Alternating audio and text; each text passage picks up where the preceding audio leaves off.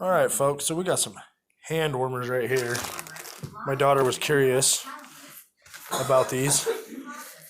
Let's grab a paper towel so we can cut them open on the paper towel.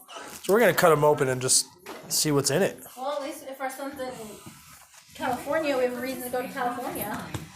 Go ahead and cut it open, Chanel. What is in there? You just cut the corner off? What is that? We don't even know what's really in this stuff. A magnet. It's a fine powder. It just kind of smushes up. It's not warm right here. It's not? This one's still kind of warm.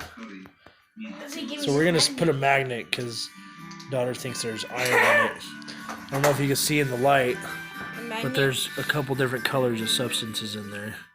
Oh! We're stuck it to a magnet. No, look and how it sticks to a magnet. No, look how it's stuck. I mean, like. You gotta hold it so we can see it in the camera. Did you have to put your hand behind sometimes? See if we can wipe it off. Yeah, so a lot of it sticks into it. So it's some kind of metal. No, kind of metal. Iron sticks to. Iron sticks to a. What do you call magnets? Iron sticks to magnets.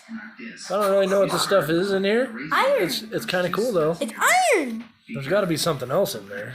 It's iron. Well, iron sticks to magnets, so. Yeah, it's definitely sticks to a magnet. No, this is still warm. That one is. No, this is still warm. Oh, is that one still warm? Yeah. How come it's not warm in your fingers? Is it warm when you pour it out? Yeah. Oh, it is. But it don't get warm in your fingers. So it only gets warm inside the bag. Yeah. Huh. That's interesting stuff. Stay tuned for more videos.